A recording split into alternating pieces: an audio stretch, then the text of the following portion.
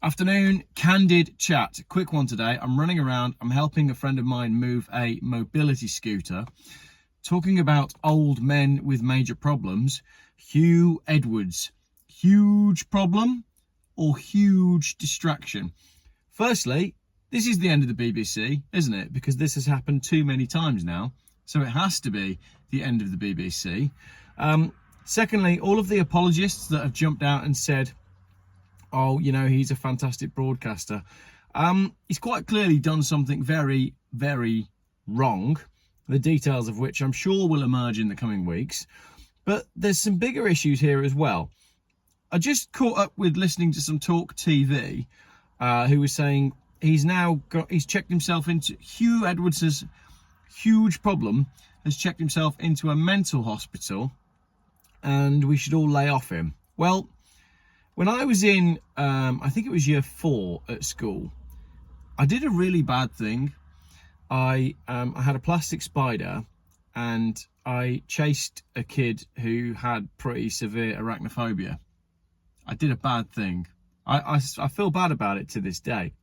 And I was grounded. Well, I got a detention. The detention at the time was to spend a day on the landing. The headmistress's office was on like a landing area, and you would have to spend the entire day on the landing, doing all of your work on the landing, and everybody would know that you'd done a really bad thing. And what I did was feigned illness and never went into school that day. Everybody at school knew I'd done a bad thing, and I wasn't there to receive my punishment because instead of facing up to what I'd done, I checked out. Now, I'm not saying that that's what's going on here because it's not for me to comment on anybody else's mental health. However, mental health is quite a key thing here because I noticed on Twitter some of the BBC apologists who were rushing to Huwge Problem's aid were saying, oh, well, we know he's suffered with depression. Well, I suffer with depression, but I've never spent £35,000 soliciting lewd photos from young boys and sending lewd photos, young boys, of myself. In fact, that to me hasn't really got anything to do with depression at all. That's more to do with morals, abuse of power, and a complete lack of understanding of your position and role and responsibility as a functional human being. So that's not what I came on to talk about. That was a 2.5, was almost a 3-minute introduction. But Huwge Problem, yes, for the BBC, yes, for Huw, whose career is now and rightfully should be over, but Huwge Distraction. It's been brought to my attention that actually the BBC wanted Mr. Edwards to retire some time ago. Possibly because they're paying him a lot of money, possibly because they want to replace him with a 23-year-old black transvestite. Let's be honest, it's the BBC, they probably do. But the Huwge Distraction thing, they've known about this for a long time. This is not a new story to the BBC. You always have to look at the timing as to when they drop these stories. Now, this story has been all over the press for the last few days. So what are we missing? What is being hidden with this Huwge Problem? Well, firstly, Boris Johnson was supposed to submit all of his evidence, his WhatsApp messages for what went on with the corona debacle by 4 p.m. on the day that the Huwge Distraction launched. Obviously, Boris missed the deadline, and as far as I'm aware, hasn't yet managed to submit all of his WhatsApp messages that were sent. Maybe he's lost them, or maybe he's feigning illness and doesn't want to spend his day on the landing. So there's that.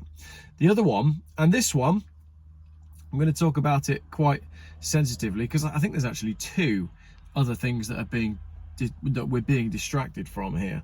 I think the Land Rover story, right? You know the Land Rover that crashed into a preschool, a school in London, and 2 young girls, 8 years old, tragically lost their life.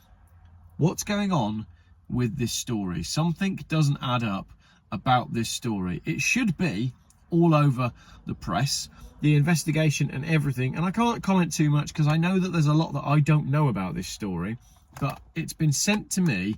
People have come to me and said, Jeff, This doesn't make sense. One of the things being, we were only told that there was one person in the Land Rover, but I think both airbags went off, and cars, correct me in the comments if I'm wrong, are designed today so that in a crash, the only airbag that should go off is one that has an occupant in the seat. Willing to be corrected on that, because I've seen some pretty heated debate online about that. So who was in the car? How many were in the car? Was the car insured? Did the driver have a driving license?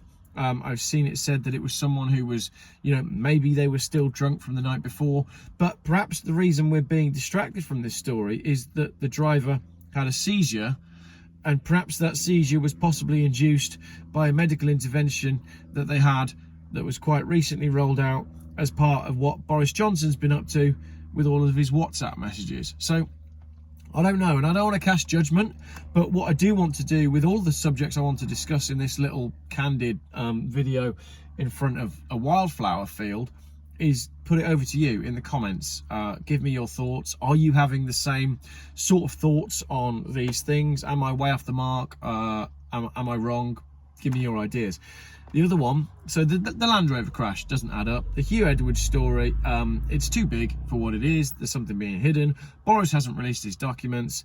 And the other one, and I'm sure there's more, don't get me wrong, if there's more stories that I've missed, please post them up so I can then look into them. The Sound of Freedom movie, and the fact that it is currently killing it, pun intended, in the box office in the USA. This is the story about child trafficking and child organ harvesting and the trade for child organs.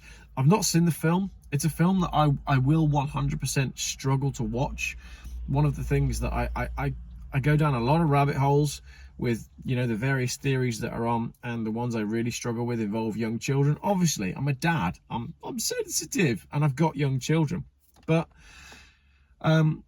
if the Sound of Freedom movie goes big, and if it turns out that child abuse and trafficking is huge and everywhere, huge problem, if it turns out that we have a major problem in the world with child abuse and child body parts being traded, and if it's as big as the movie claims, that destroys everything.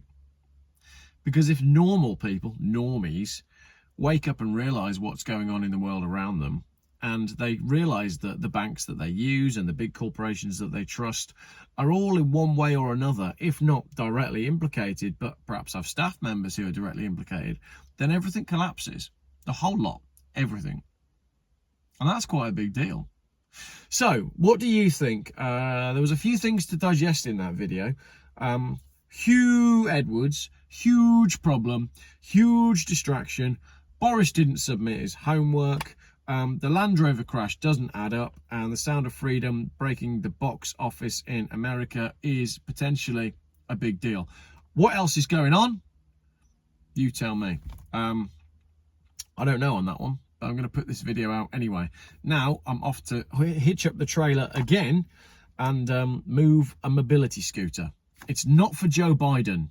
He's got one in Ireland, and I discussed that with David Vance. But if Joe Biden's watching and he does need help moving a mobility scooter, or indeed getting to an airport, apparently I'm quite good at both.